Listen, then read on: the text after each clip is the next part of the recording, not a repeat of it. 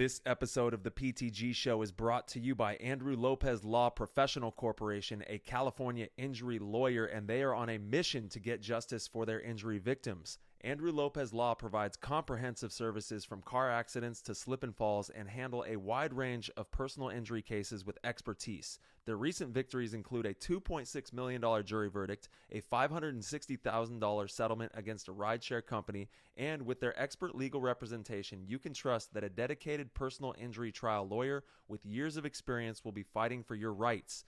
Andrew Lopez Law is a family-run law firm with free consultations, personalized attention, compassionate support to guide you through every step, a proven track record. They're available 24/7, will work tirelessly to maximize your compensation you deserve, and they work with a no-win, no-fee policy, so you don't pay unless they win your case, which ensures you receive justice without the financial risk. If you're in need of an injury lawyer, then look no further and call Andrew Lopez Law PC at 213-474-1100 for your free consultation. And once again, that number is 213-474-1100. And also follow Andrew Lopez Law on Instagram at Andrew Lopez Law PC. And once again, their Instagram handle is Andrew Lopez Law PC. One last time, that number is 213-474-1100 for Andrew Lopez Law to fight for your injuries. This episode is brought to you by Lone Wolf Paintball. They are an amazing online supplier and have been around since the beginning of the game as Michigan's premier paintball field and paintball supplier since 1987.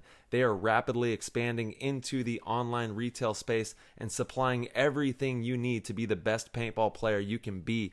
They have got it all. Head over to lonewolfpaintball.com and shop all of your favorite brands. And they also boast amazing customer service and will have this out to you with same-day shipping, which is amazing. It's always nice to know that your stuff is on its way immediately so you can start to use it that very next weekend of play. Check out their YouTube, Lone Wolf Paintball, and their Instagram at Lone Wolf PB, and stay up to date with all of their deals and sales. Play the Game podcast is immensely honored to have them on board, and we cannot wait for you guys to check out lonewolfpaintball.com and become a part of their community. PTG Nation, thank you so much for tuning into the show. It is World Cup time, and this episode of the PTG Show is brought to you by HK Army. The biggest paintball event in the history of the sport is just around the corner, and HK Army has the paint deal you cannot miss with $20 cases of paint for the whole squad. Yup, you heard me right. HK Army is back at it again, providing that top-tier pink shell, yellow fill paint for only $20 a case to ensure you dominate your competition at World Cup. Do not sleep on this opportunity because once it is gone, and it's going to sell out. Head on over to hkarmy.com/NXLpaint right now and reserve your paint today. Once again, that is hkarmy.com/NXLpaint to secure $20 cases of paint for World Cup from HK Army. What's going on, PTG Nation? Thank you guys so much for tuning in. This episode is a mashup from the final WCPPL event. It was held at SC Village. This was one of the most fun WC events that we've been to. The PTG booth was absolutely popping all weekend long. Thank you guys so much for coming out, supporting, hanging out. If you guys were there or following the socials, you saw how many people were consistently at the booth, which was really cool. It kind of reminded me of like the early 2000s where, we would always hang out at our friends' booths in between games or after matches, whatever it was. It was like the cool place to be. And it can't be that way without all of you. So again, thank you guys so much. We had a blast covering the event. We got a lot of stuff for the social media, and we got some really great interviews with some of the players out there. So, new, old, all sorts of OGs were out there. This WC at SC Village was a lot of fun. So without further ado, we're going to hop in the show. That was an insane inside move by Marcello Margot. Great communication. And the crowd starts chanting Harmon. Great shot by all the guys. Tyler Harmon saved that game. He came out with 2 wins. Marcello Margot was on fire.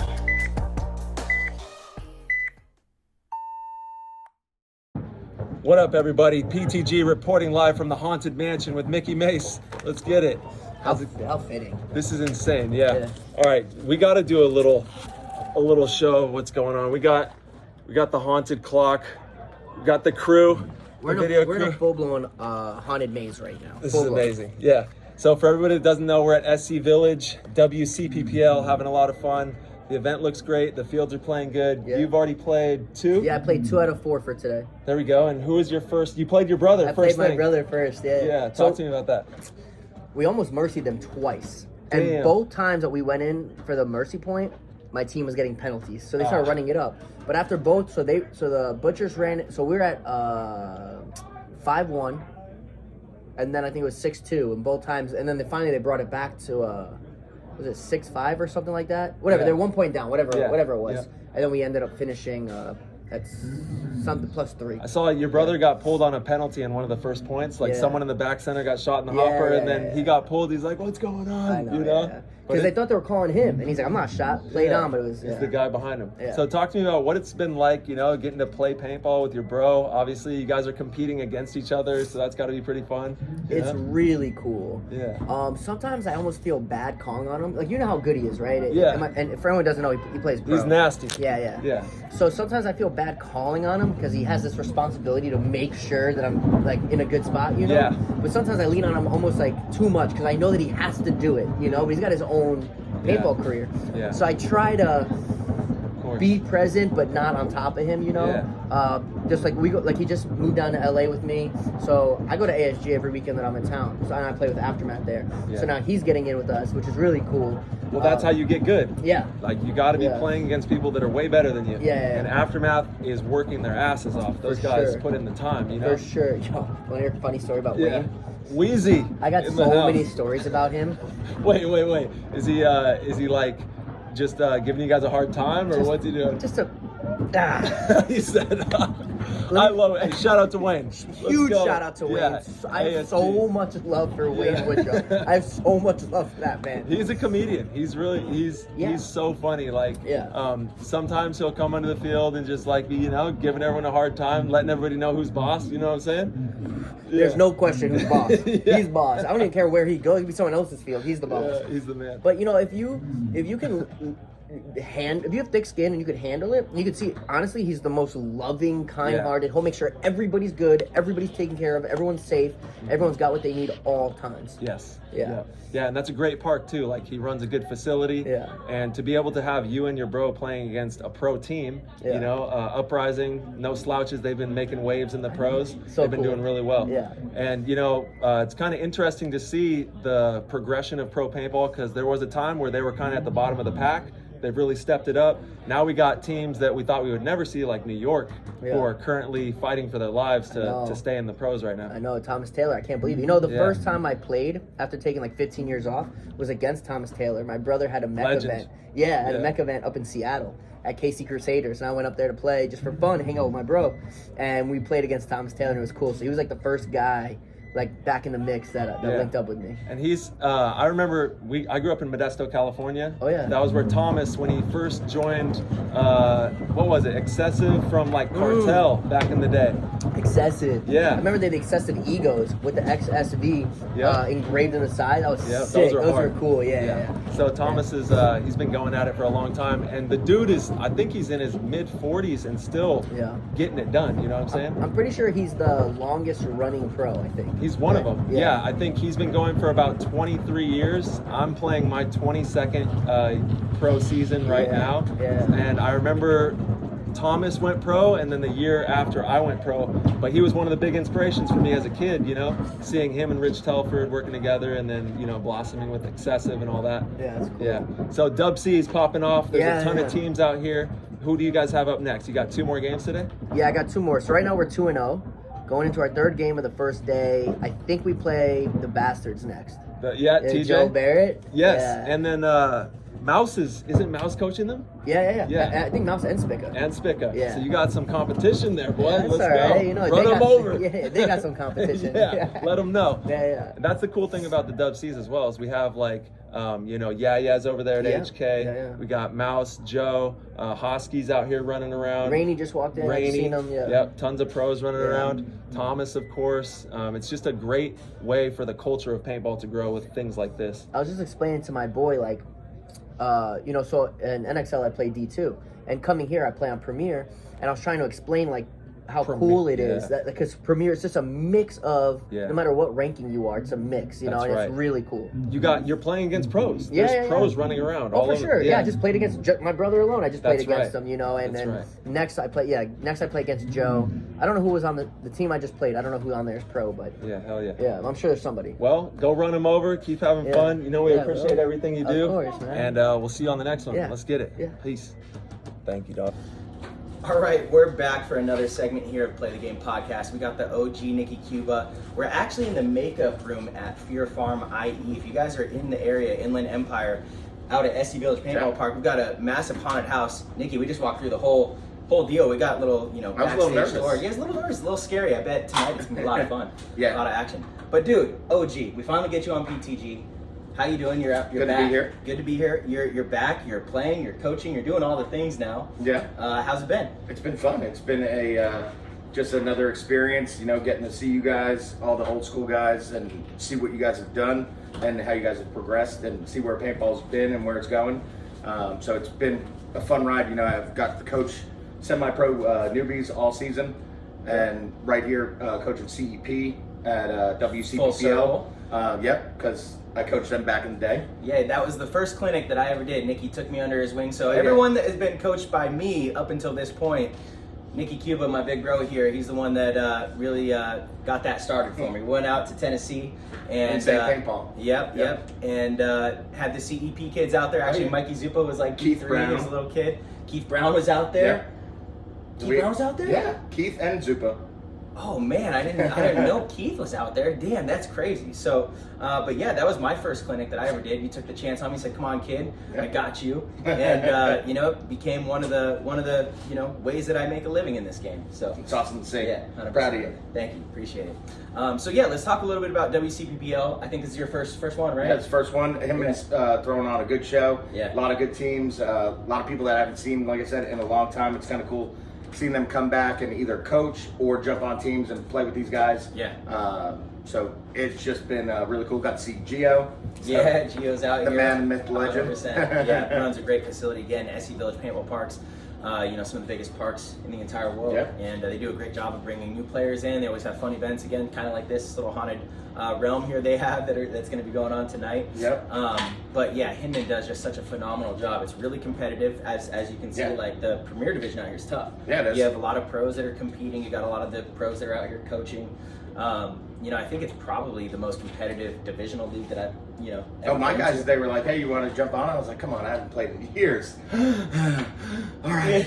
You still went out there and handled though. Yeah. Yeah, you went out there and going down the Dorito side, still attacking, being Nicky Cuba. Yeah. When's the last time you really played? I know you've been doing a lot of coaching this year. When's the last time you really played? Really played. I mean, I played last Saturday in Nebraska Okay. at my buddy's field. Okay. Kyle Nook, he's got his own personal field at his cabin. Nice. So we set it up and we had a bunch of people come out from some church groups and things like that Oh, where sweet. he outfitted them with everything, guns, goggles, clothes, just let them have fun and That's nice, yeah. supplied them with the paint and everything. And we just showed him a good time, but he's like, "Hey man, you got to jump on for a couple points." And Okay. I was like, "All right, I'll do it." Okay. And from there, it was probably, ICPL. Okay. Yeah, Nice. so I did that with All right. newbies Yeah. and played 10-man. But before that, it was probably with Adrenaline, and we won Chicago in Nice. ICPL. Yeah. Wow. Man, the game is excited to have you back in the fold, Nicky. When you told me you were coaching this year and going to be at all the NXL events, it's a really exciting thing, and a lot of us are really happy to see it. How has the game progressed from your days on Infamous? Was probably what is that now? 7 years? No, even more than that, right? It's almost 10 Almost 10. Yeah. Man, time flies. on 2015. Okay, yeah. So obviously the game has progressed quite a bit since then. What are some of the biggest changes you've noticed? Coming in and coaching the newbies in semi-pro and. I mean, just the knowledge in that division is way better. Yeah. With newbies and Wrecking Crew, your guys Yeah, that you've yeah. been teaching, and even Sea Dogs and some of these other guys. Yeah. The Missouri All Stars. Leverage. You Yeah, there's a lot of leverage. good teams. Leverage is awesome. Yeah, for sure. But all those guys are developing, and if you look at the flip side of Pro Division, it hasn't changed. Sorry. You got a bunch of extra teams in there, but it's still the same old cats shooting up everybody. And the At the guys top, aren't getting right. better than the better Yeah, people. yeah, You guys yeah. are still the best. At your position, you got guys on all these other teams, in Impact and Shock and all the top teams, Heat. They're still better than all the bottom teams. Yeah. But the bottom teams are coming up, which is awesome. Seeing Fit, seeing Blast Camp, and even the Seattle boys. Uprising. That was awesome to see for them. sure. The Hurricanes. Yeah, Hurricanes. They made it all the way to the finals in Vegas. They should have beat us, honestly. Yes, they should have. had us down 3-0. They're playing great all weekend. Bianca does a great job with them in that camp. Phenomenal for sure. I think that's maybe the biggest change in the last, maybe not a whole lot since 2015, but from early days, is like the coaching staff of all the teams, Yes. and scouting, and the whole process seems to have a lot more care. Well, it there's just a lot more helps attention. each player and the team as a unit, Yeah. not have to worry about that all on themselves if you Yeah. have, the right supportive staff. Coaching, assistant coaches, scouters, like you're saying, even the pit crew. Totally. Pit crews changed Totally. the game like no one else's business because Mm-hmm. we came, it was, Sunday morning, last event, and we didn't have a pit crew. So we had, our guys that were our subs turned into the pit crew. Yeah. One was filling pods, one was running pods out there, and I'm wiping people off, trying to come up with game plans. It's tough. It's tough. Yeah, a good pit crew is imperative. Yeah. And it's actually any team that I get integrated with and work with on a season-long basis, we're from, top down, bottom up, every little detail. Because as a player, those are the wins that you can get based off of only what you do. It's, when you're playing the game, there's other variables. There's the refs, there's what the other team does, there's all this stuff. The stuff that you're in control of, you have to control. And we did that early days on the Ironman. You were a big part of that, making sure we had fitness coaches and the team was treated. He's the man, the absolute man. He needs a. We would love to get him on here, but he needs to come out to an event again. He's a doctor now. He's a doctor. Yeah, he's a doctor and does his Good for physical him. training and everything. Love that. Yeah, Oni was the man. He came out, got us whooped into shape for World Cup, and we won that year. It was pretty epic. Yeah, it was 07, baby. But no, that's what it's about. It's from top to bottom.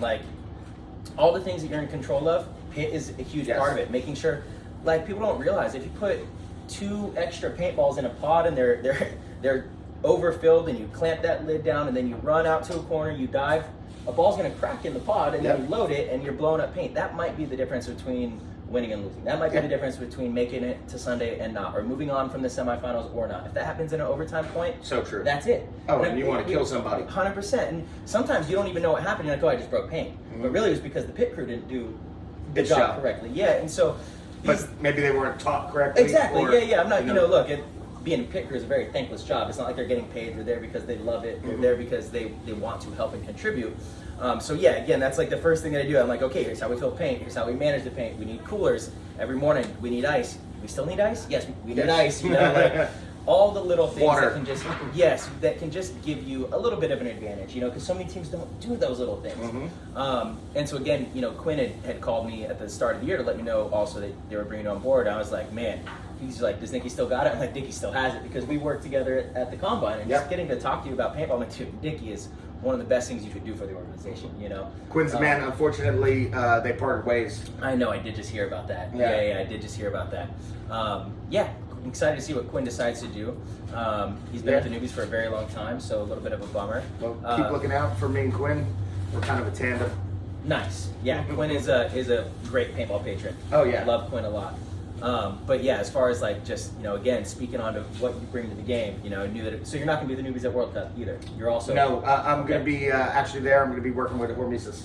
Oh, sick. So I'm going to be down there with Alex, Miko, the crew. all the boys. Dude, I just saw a preview. I don't know if Alex has shown it to you. A preview of the All That Matters movie that's coming out. That Hormesis is going to be debuting. I think it's Friday night. So they're only going to sell 150 tickets. Okay. Come and watch the premiere at the field, at the Hormesis booth. Sweet. But I got front row seat then. Yeah, 100%. Dude. Yeah, you're in there. You're in there, Nicky. But it's a badass film that the last 2 years have been following 8 players, and they also did a special at World Cup. It's gonna be sick. That's gonna be awesome. And Philip did that, right? Yeah. I think him and Miko. Miko. Yeah. Philip did a lot of the filming, and then Miko has done most of the editing. They have a big team. Hormesis is top notch. So It's really great to see what they're doing with the duel and the joust. 100%. I love it. Oliver and Alex do a great job with that. Yeah. Awesome, dude. Well, Nikki, we look forward to seeing you. We need to get you on a full episode. We're breaking about 10 minutes here. It's all we do, these little segments at the event. But Will do. yeah, Thank you for having me. dude. PTG, baby. Let's go, PTG. Love you, Kiba. Love you. What up, everybody? I'm here with Hosky. We're out here at Dub C having some fun. How you doing, brother? All good, man. Just had a good day. Just getting some good reps. Yes, sir. The scoreboard may not show a good day, but even a bad day at the paintball field's a great day in life. That's right. That's right. I love that outlook because you're learning no matter what. I know maybe didn't go how you wanted, but there's so many learning experiences that you can take from a loss. And then you have a great crew of guys that you were playing with. Kind of talk to us about the squad and who you were running with. Yeah, Grind City. We're out here, just a bunch of homies that never really got to play together because we were playing against each other in the divisionals. Yeah. So it's led by J-Mac, Jason McDonald from Mutiny. So yeah, he put us together. And then I brought a homie out from the Killers, my homie Cody Clarkson. Yep. And then we got 3 guys from the KC All-Stars.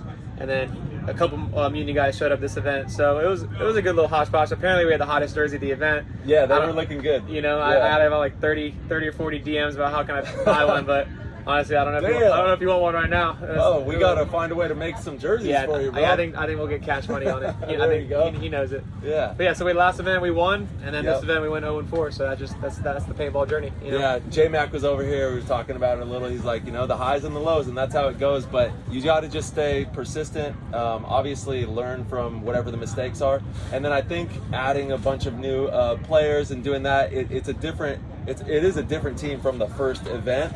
But once again, you can learn from this process and everything that went into it, and just come back swinging. You're going to be with them for next year. We'll see. There's rumors that Mike is going to change the rules. So then, what? So the 1 pro is any point limit allowed. No way. So I pointed out this year because I played with Aftershock and we did really well so far. So yeah, I want to talk to you about that. But Mike said since I started the season with Grind City with my points legal, under 8,000. And then finished with Grind City. He let me finish. Yeah. So I was so thankful for Mike and then putting on a great show and letting me come out here from Florida and get some good tournament reps. Talk about a gem. Mike is one of the best dudes that paintball's ever seen. Top to bottom. I mean, taking care of the pros and the beginners. Just a phenomenal dude, and puts on one of the best tournament series in the country, if not the world. And he cares about this game just about more than anybody. So it's awesome what he's doing for the culture of it. Having all these pros out here, being able to connect with players, and we're gonna get the winners on our show. If you win, you get to come on PTG, so we're excited for that. And just having a really good environment for us all to appreciate paintball and continue to nurture this game that we all love. Yeah, man, it's a blessing to play this sport. It really is. And obviously at the pro level, I mean, that's what everyone's here for, is trying to get to, is that level. So yeah, even just walking around, I signed my first autograph on a trading card. Yeah, man. And then to just think about where I was 6 years ago, just picking up the gun again and getting back into the sport. So just so blessed. Yes, and if you haven't already checked out his episode on PTG, step back in there, hear the saga, what he's been going through to make his dreams come true, because you've been really fighting for that, man. And it's a testament to your character and your vision, and what you put in is what you get. And you got to put in the work, you got to have the work ethic, and you have that. It's been really cool to watch you and Shock come together. Obviously, Todd Martinez, my coach as well for a long time, and one of my best friends in the world. Such a tremendous guy. So kind of talk to us about, Shock, it's cup time. You guys are going into the event. You guys are in the top.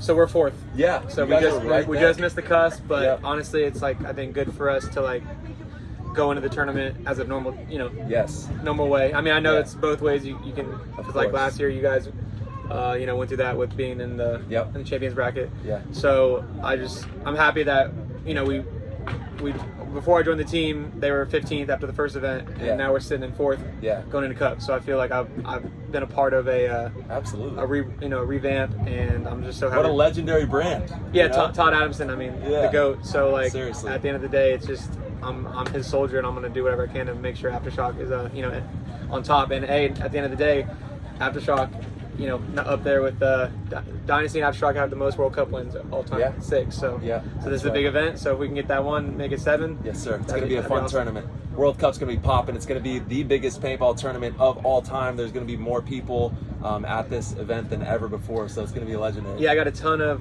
friends and family coming out, so I'm so grateful for that because this is like my first pro tournament, first pro World Cup. Yep. And it's local for me because I'm in Tampa. Damn. So man, I'm just like, that's tight. I'm excited. Yeah, and we just had Billy Saransky stop by the booth. He was hanging out with us. He's a legend. You've got so many of these pioneers from the past that are still involved. And shout out to Todd Adamson and everything that he's done for cultivating paintball. He got Hertz involved, doing tremendous things. He's even a part of the ESPN. That's right. That's right. Yeah, and let's talk about that, man. You got to be on ESPN. What was that like?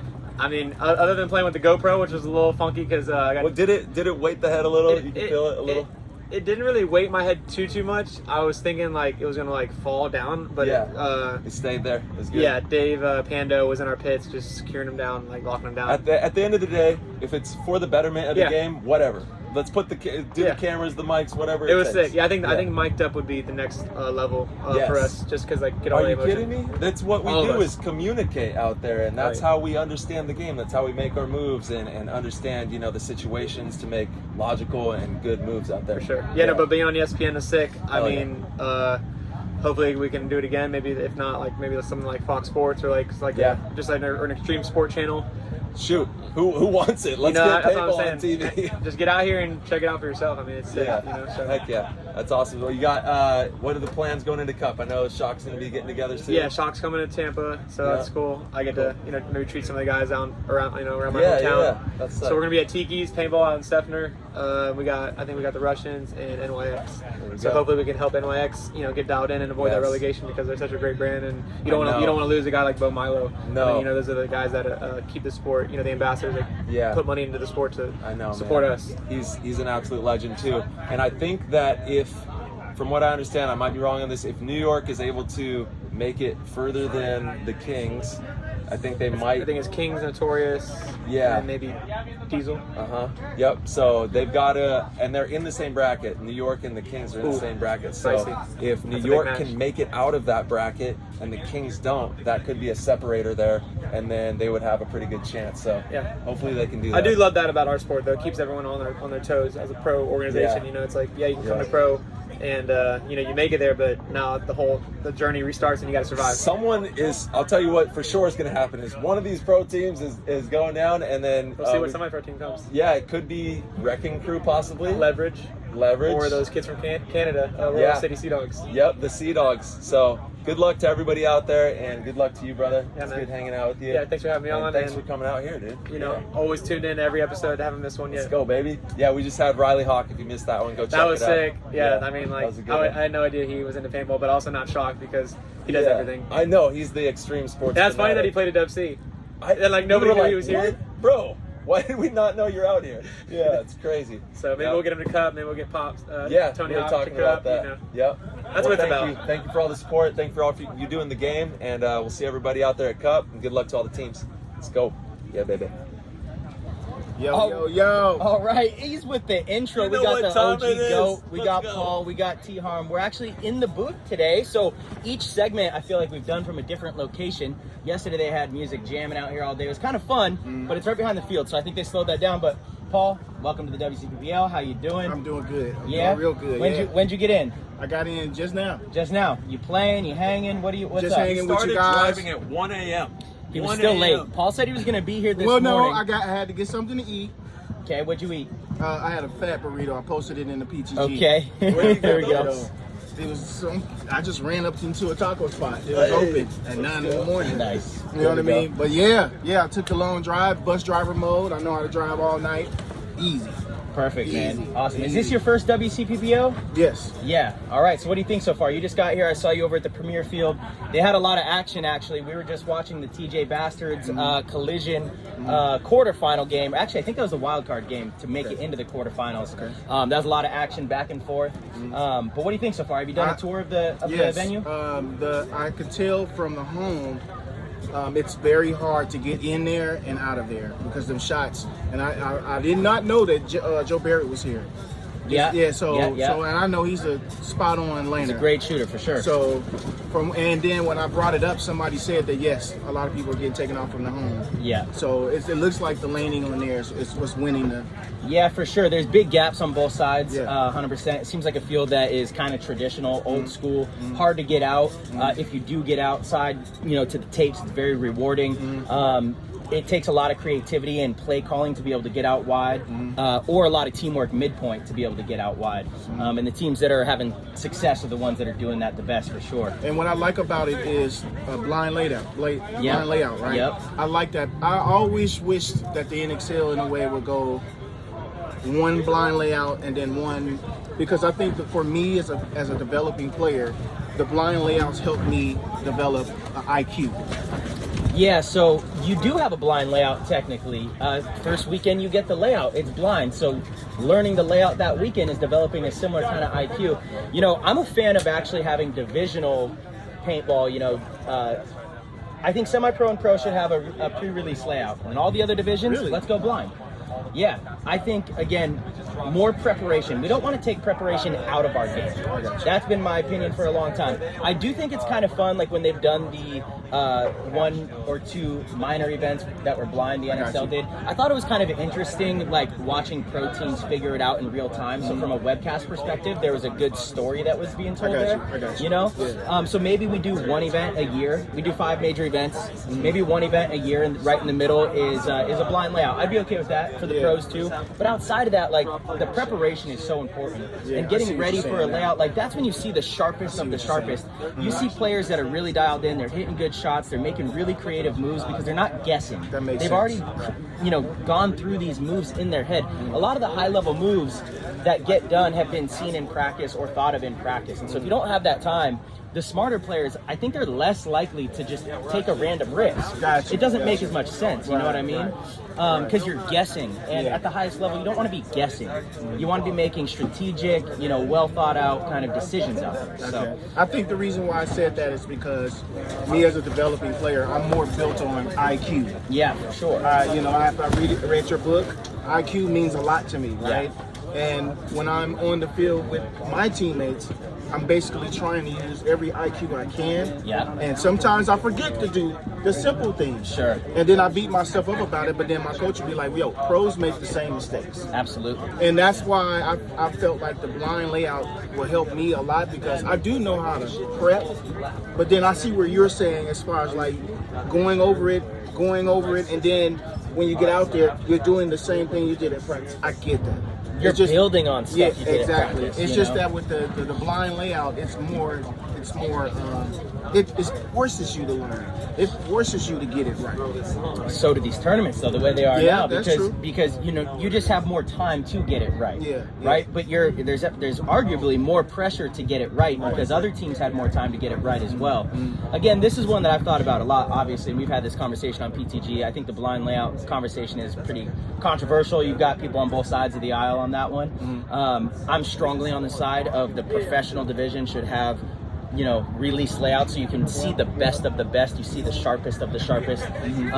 I think there's a fall off point. I don't think it needs to be more than 2 weeks. I think that's so unique about our sport that each event, the layout changes, and each team has a couple weeks to prepare. Yeah. And you show up and it's like, okay, what has Red Legion been doing out in Russia? What have they been doing on this field? And how are they going to bring that to, paintball over here? And what are the Canadian guys from Impact and, Houston Heat, Dynasty? What are these teams, what do they think is going to work on this field? So I personally enjoy it. I know my game does better the more that more time I get to spend on a field. Again, there's a fall off point. I don't want to be on a field for 6 weeks straight. But a couple weeks, I think it's great. I think also too. I had this. I don't know if epiphany is the right word, but when you work on a field so long, the same field so long, and then when you get to another field, the layout, then when you get to the same layout on another field, and then it's different. Yeah, totally. There's so now you know how to adjust it. Yeah. If that makes sense. So now I'm understanding why you're saying, okay, let's pump the brakes on that. Yeah. I think you should do the prep for it. You know what I mean? It's just for me, I'm just hungry. That's all. Of course, Paul. You stay hungry.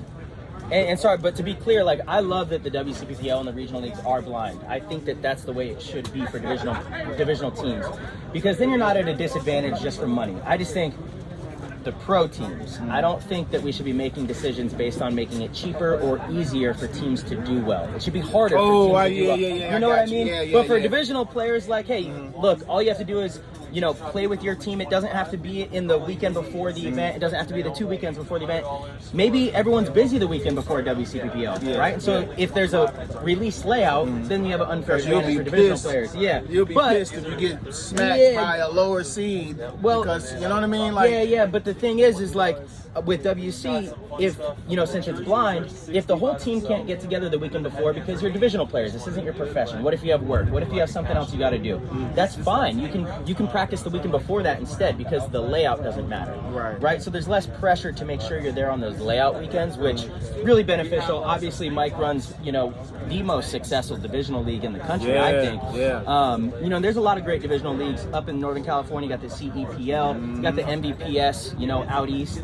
There's some really great leagues across the nation, and obviously what Mike's doing is working. So yeah, we love it. But when I said layout earlier, I was talking about like the the vendors layout, like the event itself. Oh no, it's cool. I mean? When I came in, I saw everybody. I was like, and I even saw players just walk looking at stuff, and then they saw me, and they're like, "Oh, what you doing here?" So, and that's the thing about paintball. With the vendors, it's family.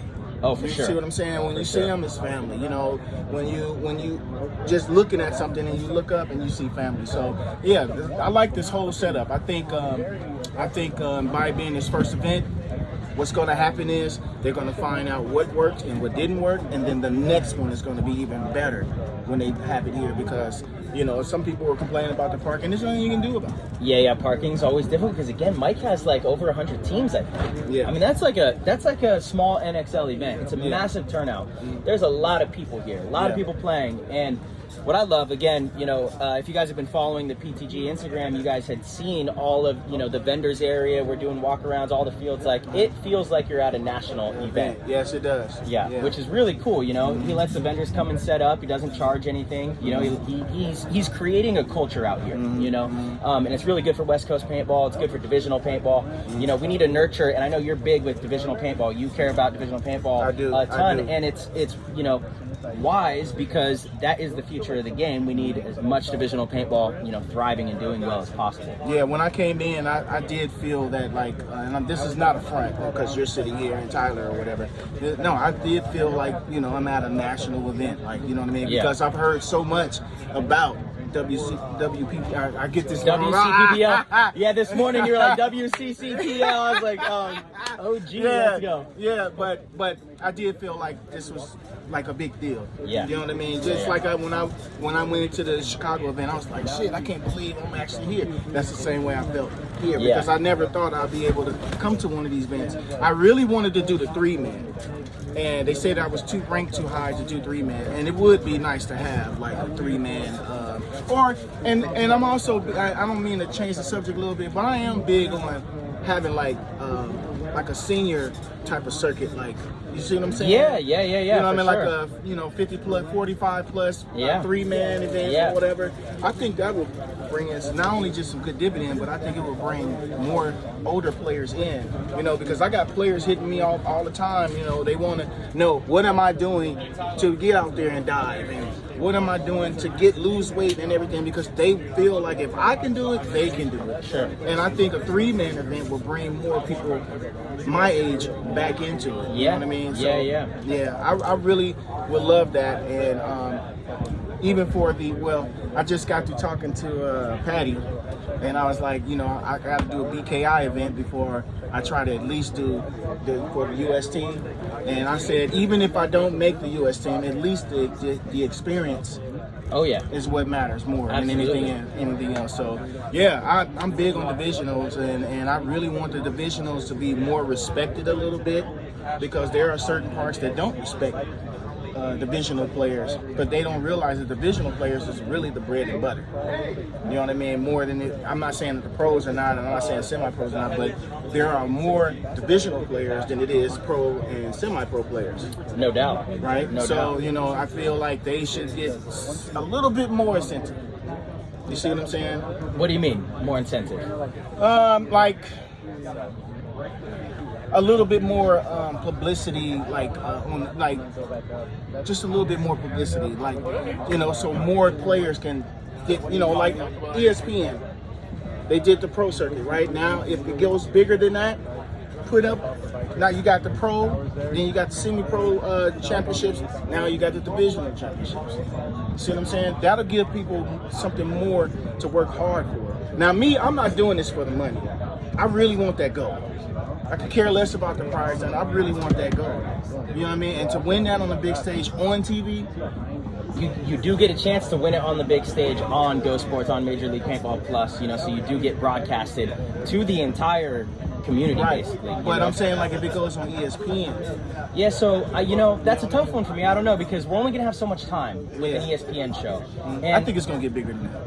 Well, like, really have to pay but how much time are they going to allot us? So whatever they're going to allot us, an hour, 90 minutes, I think we should have the best. So of let's the talk best. about that. Yeah, let's talk about it. So, say if ESPN did want to give us 3 hours.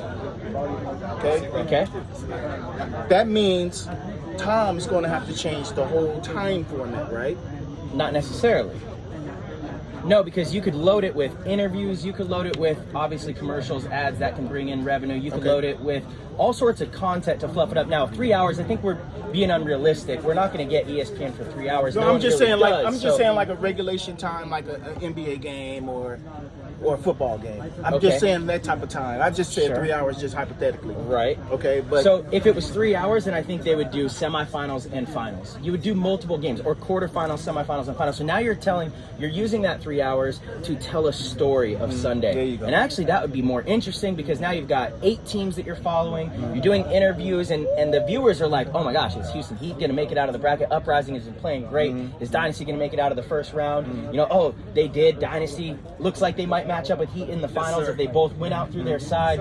Now you could tell the whole story of Sunday paintball at the highest level, which is, I mean, that's why we all watch. We all, you know, tune in to Go Sports. That's why we love it. But we need to do a better job again of like the stories, the you know, off the field interviews, getting to know the people. I agree. Also, We got too, action out here in the PTG booth. Also, too, I'm really big on this replay thing. Oh yes. Okay. Sure. Now I have a scenario how it can work. Okay, hit us, Jason Trozen. Tune in, listen. So listen. Let's see. We got ideas over here. Every team gets 1 or 2 timeouts, but it can only be used when it's like maybe less than 3 minutes in the match. That way it's not holding. Do you mean a challenge? A challenge. Okay. That way it's not holding up the game, and coaches are not calling flags on just anything, right? Right. It got to be under 3 minutes, and you can't use it if the team is losing more than like 4-1. Does that mean? And they don't have. I see where you're going. And yeah, they don't have time to come back. Yeah. You would have to figure out what is actually, you know, you don't have time to come back. Air quotes, right? Yeah. You have to figure out that time and that score. I think it changes depending on the field, so it'd be tough to implement a rule like that. I definitely agree. We should have some challenge flags. It would just be difficult to work out exactly how you go back and overturn a call. So I think it would have to be like if a penalty ends a point or something, you know, because you can't just really you can't really just put people back in their spots and say continue playing. You can't really restart a whole point. So there would have to be very specific, you know, scenarios that you can use, but it would be beneficial. Okay. You just hit the hammer on the nail. Basically, you can't use it unless it's a play like basically when the match is over. There have been calls that I can't think of one off the top of my head, but there have been calls that you could easily just say, oh, you guys actually didn't win that point because that penalty was not a penalty, or that should have been a penalty. Your last guy actually was hit when he shot our guy and then hit the buzzer. So in those scenarios where you can just have a clear black and white line of whether or not it was a difference maker, then yeah, for sure. I know Jason's number one thing is time. That is the number one thing holding us back from being able to do that, because if in every match at least one of those things went to replay, now we're going to be going and playing in the dark. Okay, so that's why I said only one. No, I know, but it doesn't matter. Even if every team has one, they're going to get used.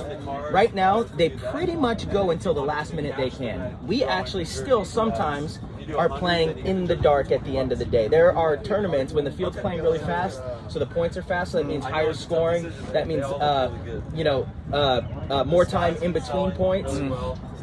The day ends and the sun's like down. Sometimes we have to play the prelim games Sunday morning or Saturday morning, from the day before. So that is his concern, is extending it at all, which is tough. Like, how do we get around that? Maybe we don't take a lunch break, but that would require them to have a whole nother set of pro reps. That could eliminate 30, 40 minutes. So money's going to be involved, exactly. And ultimately, that's where we should get to. There should be no lunch break, and we could expand, the games and the times. But we can't expect the refs that are out there to stay out there all day, no break. So we need to have two sets of crews. So, there's a lot of moving parts to it, man, but you're onto it. So, if we did have flags in the pro sector, who do you think would be the most pettiest coach to use that flag instantly? Oh, man, that's a good question. Who would be tossing that flag out there a lot? Oh, man. I don't think Skinny would. Yeah, I don't either. Skinny be like, oh, it's okay. We'll get him on the next one. Right. I don't think Skinny would. Man, I can see Ryan Brand probably using it a lot. Dave Baines probably, Todd Martinez, I can see him using it. I can't see Todd. You can't see Todd? I can't see Todd. Oh man, I can see Martinez using it for sure, 100%. He cares so much. He's so involved, and he disagrees a lot. And if you look closely, I think a lot of times he's right. He's gonna throw that. He's gonna throw that flag.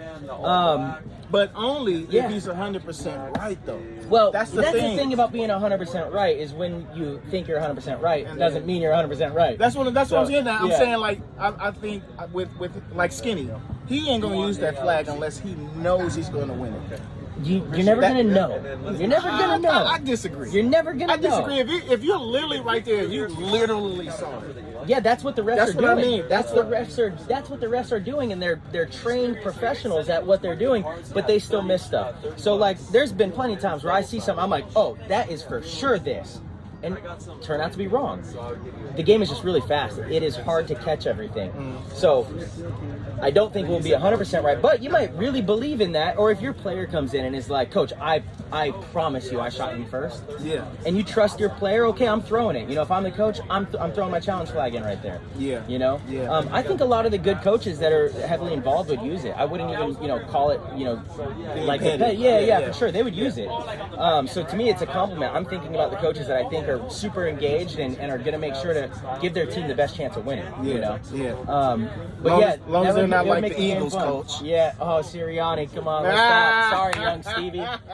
He knows that's why I said it. You saw I changed my name to Sirianni in the fantasy football. I love it. Hey, you got to join the Play the Game podcast, Go Squad, if you want to play fantasy football. So much fun. It's so much fun. So much crap talking. Paul drafts a quarterback in the first round every year. We're a one. No, not this time. I drafted Tyreek Hill. That was a great and draft still pick. ended up with Mahomes and Dak. How's Mahomes doing this year? How's Dak doing this year in fantasy? They're bottom 15. No. Dak has done better than Mahomes. Yeah, that's a low bar. Okay. Low bar. And Mahomes is my favorite football player of all time. Yeah. But he's not a great fantasy QB, but he's the best QB in the league. But I'm shocked at this man being 3-3. I'm shocked. I started out 3-0, just tons of injuries, waiver wire issues. That's a whole nother thing. Dude. Okay, no, but it's a whole other thing. That's what makes this Play the Game podcast. It's fantasy football. And I'm playing this guy this Sunday. Oh, you're going Let's down. go. You're toast. You know what I mean? Paul, you've got the longest segment in here, my man. Thank you for coming out. Appreciate you. Tons of fun. Go. Hey, check out Did It Hurt podcast. Yeah, Thank you for everything you're doing. Support Paul. Yep. Thanks for everything you're doing for divisional paintball. Let's Thanks go. for being out here, brother. And we'll see you soon. Peace. Bye. Thank you all from the bottom of our hearts for the tremendous support with the PTG show. If you are enjoying these episodes and want to help with the progress and development of this program and connect with like-minded, hungry paintball players, then head on over to ptgpodcast.com, click the orange Patreon link, and become a member of the PTG World Discord chat room. And now back to the show. What's up, everybody? We got the legend Chris Wilson, LC, one of my heroes from when I was a kid playing pro paintball in the house. Chris, how you doing, man? I've been good. Been enjoying my time down here in Cali, SC Village. Yeah. It's definitely changed a bit since I've been down here last. Practiced against Dynasty last time I was here several years ago. You know, there are a lot more dirt mounds back then, and like sitting on the hill waiting for the next point. But yeah, you're up in the Northwest, and that's where you've lived your whole life. My whole life. Yeah.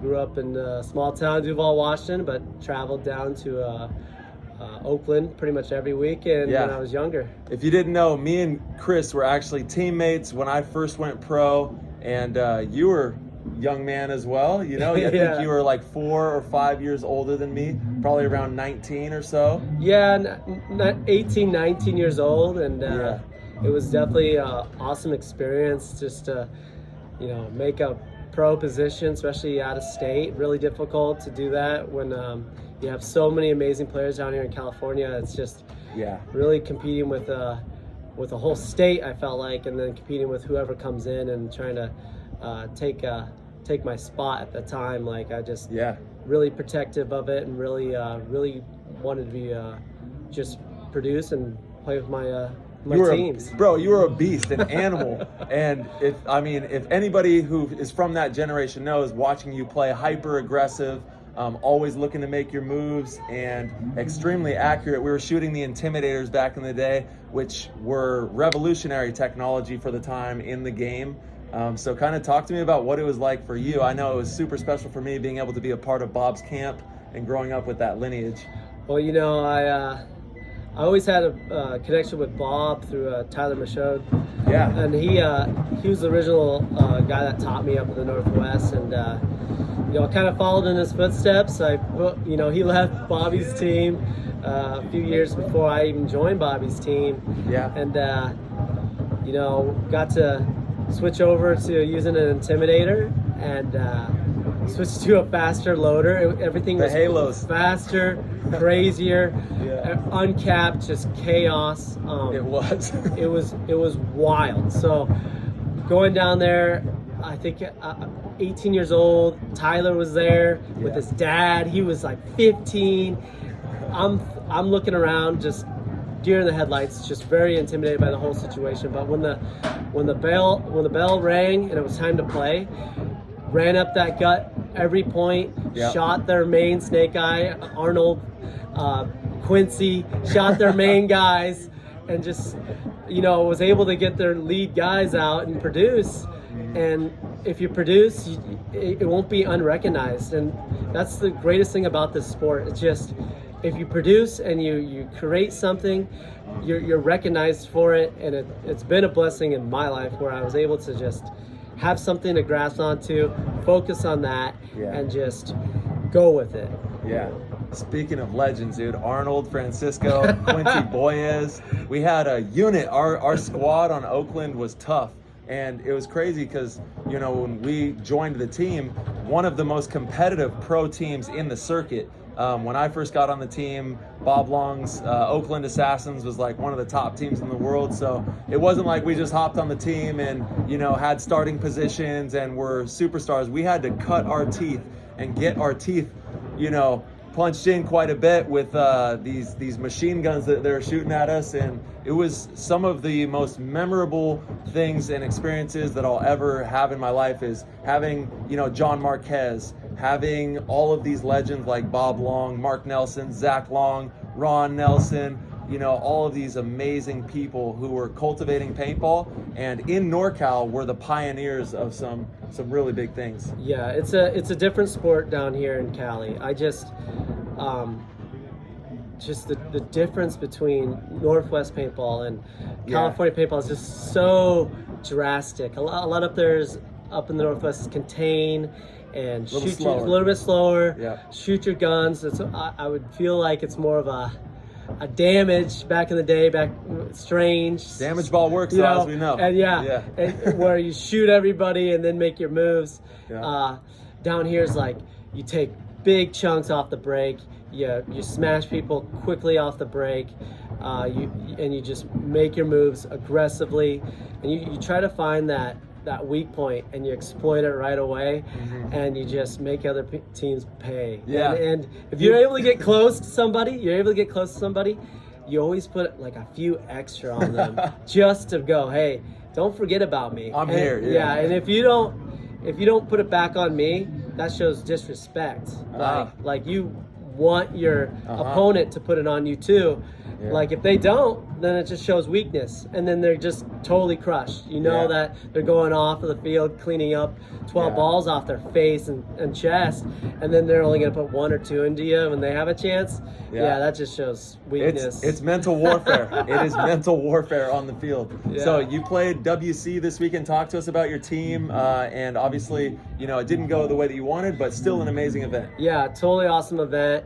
The first match, I played with the BTA Butchers. Yeah, man. Yeah. Let's go, Butchers. Yeah, we Map Chim, Mikey Lou. Got the boys. Yeah. It's pretty awesome. Some old Naughty Dog Thunder guys. And I played for the Naughty Dogs for a little bit, so it's great to see the boys back out here. It's amazing. It's pretty cool.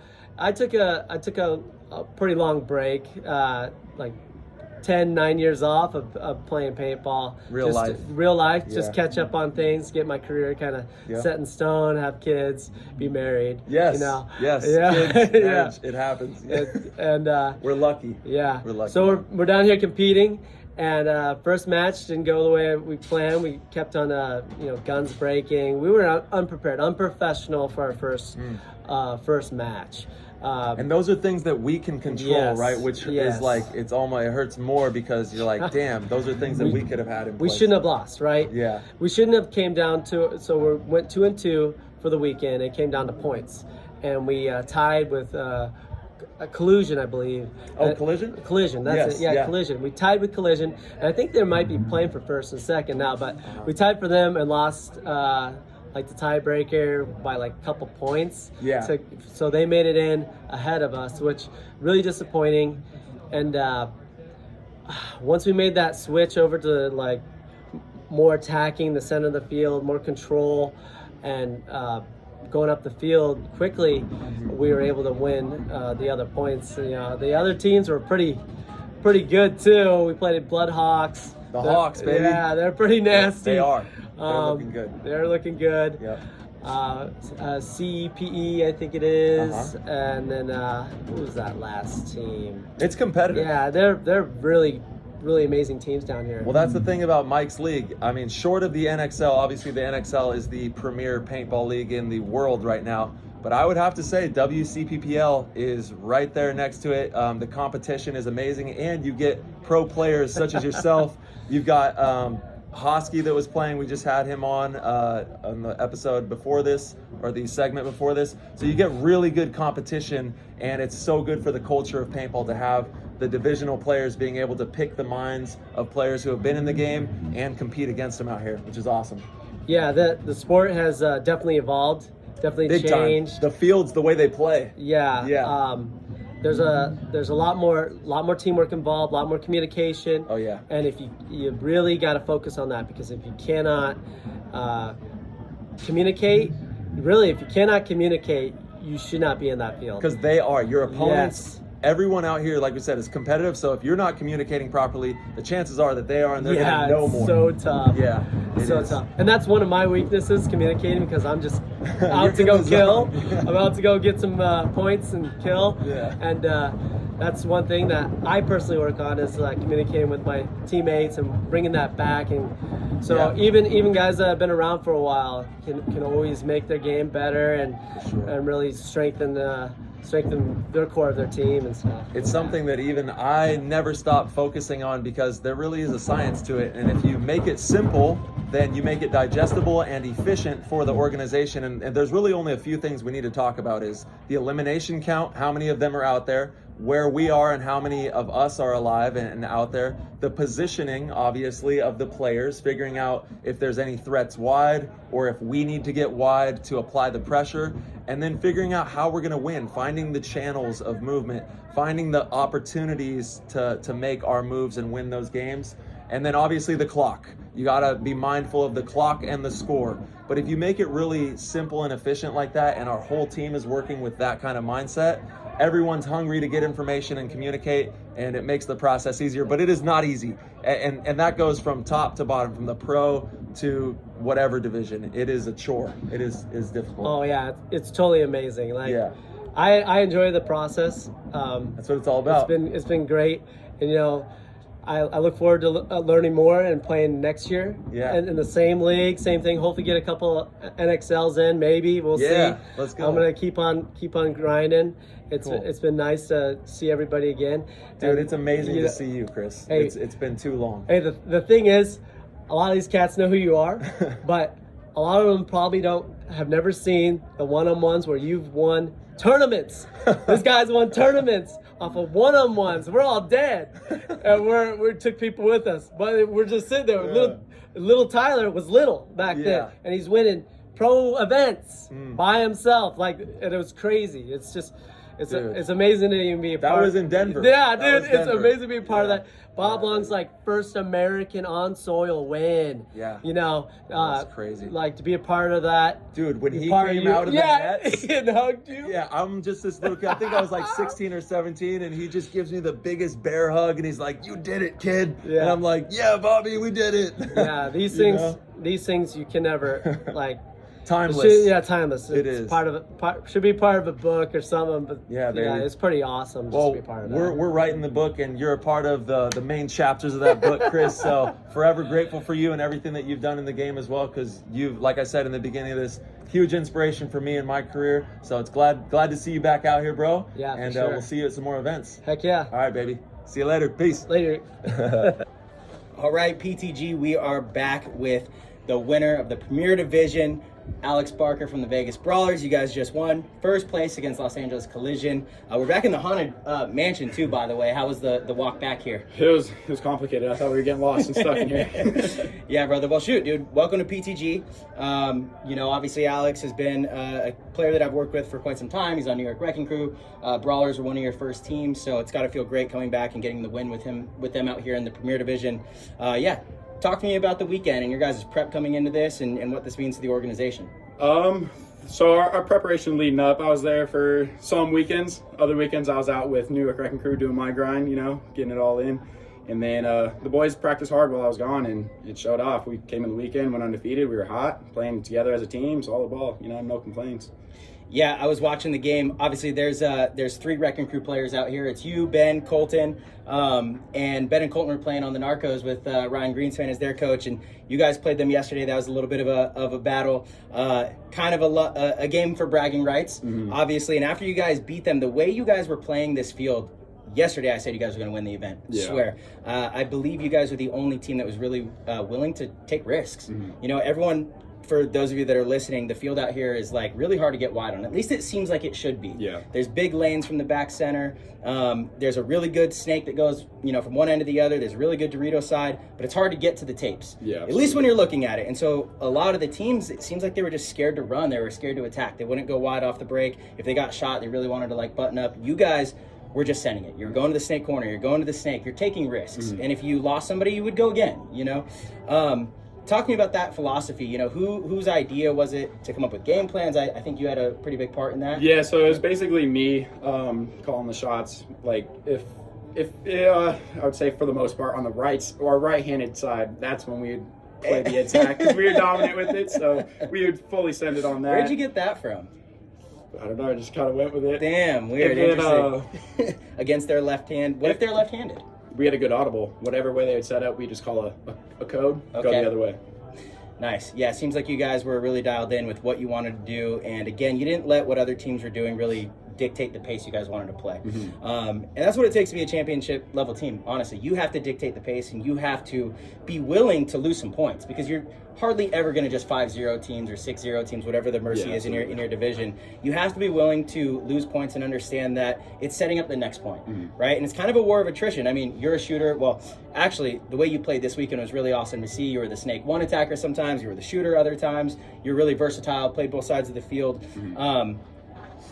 Sometimes people just get through your gap. You know, like there's been so many times where I believe that I could shoot something, you know, you say 100% of the time. The lane's too big, and all of a sudden somebody runs through it and you miss, or it bounces, or you never know what could happen, right? So you have to be willing to force the other team to make a good shot. You can't button up on these fields that seem like they should be conservative. So it was actually really fun watching you guys play. I watched just about every match. I watched all of your matches today.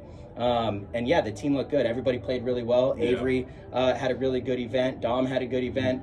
Who did you guys decide on an MVP? I kind of pulled you away before anyone even had any conversation. They literally just came off the win. Alex still has a ton of adrenaline going.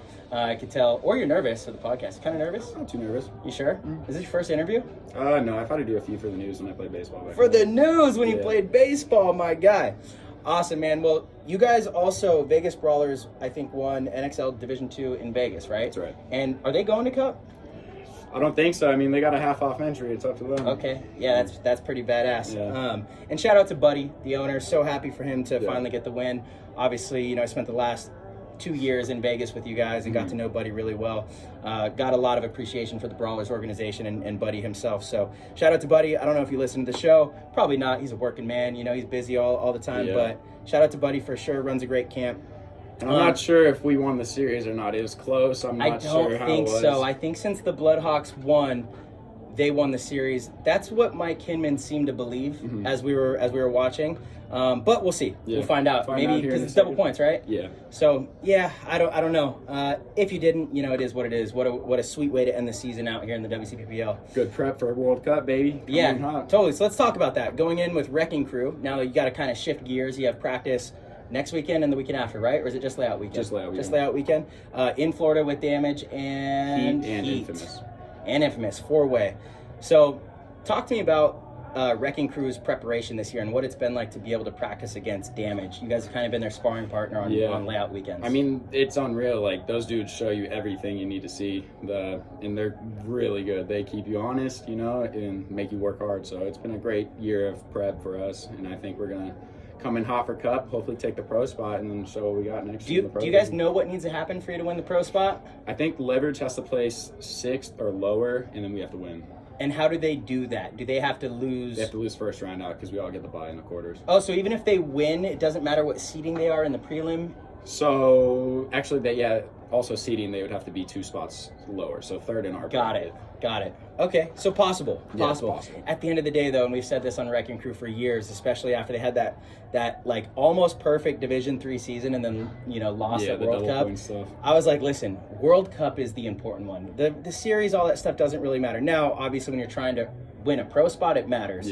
But the only thing you can control is going into World Cup and win World Cup. And really, there's no sweeter victory. So that needs to be the focus. And again, to all of the teams out there, probably some excellent advice from this is if you get a chance to practice a better team or a team in higher divisions, take it. Absolutely. That is how you learn the quickest. I know when we were kids on Aftermath and D3, we got to practice against Dynasty every weekend, and that is what taught us how to be champions. You know, exactly. like when we showed up to the tournament, there was nothing that any Division 3 team was going to show us that we haven't already seen. You know, there was nothing that any of the players could do that we haven't already seen. You know, so we were really prepared, obviously physically, but mentally we'd already seen the highest speed of the game. You know, you guys are experiencing that now with Damage, and I think it shows in obviously the event wins. You guys have 2 event wins this year. Man, that would be kind of crazy if you get 3 and you still don't win the series. You win 3 out of 5 events and still don't win the series, but you know, it's a game of consistency. And like you said, really like playing those upper teams, it makes you work harder. You know, like keeps you humble, keeps you honest. Like that's just the route you need to take to be at the top. For sure. So what's your week-to-week look like? You know, how do you prepare for these events? What have you been doing to get ready for World Cup? What does Alex Barker do to, you know, perform at the highest level out here? Because you were on fire this weekend. So preparation-wise, I drink as much water as I can. I always stay hydrated. I'm in the gym at least 5 days a week, you know, working hard, trying to get some cardio in, making sure I'm as best as I can to be for the team, you know. And then weekends, it's either a double day or a single day, but I go out there, I'll do drills if I have to all by myself, you know, like Yeah. I'm putting in work for Sure. Yeah, that's a big thing. Like, endurance is a really important one. You could be the best player on the team, but if you win 3 points in a row to tie the game up, and then your coach needs you for the fourth one that's going to win the game, but you can't go, or you're at like 60%, Yeah. you know, what's it for? You're letting the team right? down. Absolutely. And that's, you don't need a lot of experience to have good endurance. You don't need high paintball IQ to have good endurance. All you need is some work ethic. Yeah, absolutely. You know, you need to care about it and put in the time to make sure that you are prepared. You know, we talk about it all the time. Obviously, I've coached you for a few seasons now. If you get to the finals and you're at 70%, but the other team who's less talented than you and has less experience than you is at 95%, they could beat you. Yeah, because right? exhaustion will make you make mistakes. Totally. And I've been there. I've been in big moments where I'm just totally cooked. It's hot. I've been sweating a bunch. Yeah. And you can feel that you're not thinking clearly and you miss a big shot. You know, whereas I know if I'm fresh, I hit that shot. Absolutely. And you can't let those things, because it's something that you're in total control of, you can't let those things dictate the outcome of a tournament. So, yeah, up and coming players, again, you guys see all of these young kids having success, obviously Alex being one of them. It doesn't happen overnight. It's years of just tons of hard work, and really caring about this thing and treating it like a real profession, treating it like a real sport. You know, yeah, you got to make a lot of sacrifice. You know, you're not going out to parties every weekend. You're taking care of your body, your mind, and that's how you can show up and perform. Yeah. Awesome, Alex. Thank you, brother. Welcome to PTG, your first one on. We got to get you on for a full episode. We'll go through your story of how you got into paintball, all that, but I know you got to go celebrate with the team. Go turn And, it up. yeah, dude. Congrats. Thank you, brother. On to World Cup. Peace. All right, everybody. Thank you guys so much for tuning in and listening. If you enjoyed the show, please head over to ptgpaintball.com, click the orange Patreon link in the corner, and support the show. We greatly appreciate it. We have tiers as low as $1.99 a month. That is nothing, guys, and it'll give you access to the Discord, where you get access to the players chat and get to mingle with the entire PTG community. We have tons of different pros in there. Tyler and myself are very active, and it's an amazing way to support the show. We also have amazing other tiers. If you want to be one of the best, want to be a GOAT, sign up for the GOAT tier. It's the greatest way to support us, and each month we do a private live stream show, one-on-one kind of thing, to where it's just the GOATs, and Tyler, myself, will bring in some special guests every now and then, but you get to ask us questions in real time, live, on the air, and you get lots of inside juicy news that we don't share on the show. So, as always, we will see you guys very soon.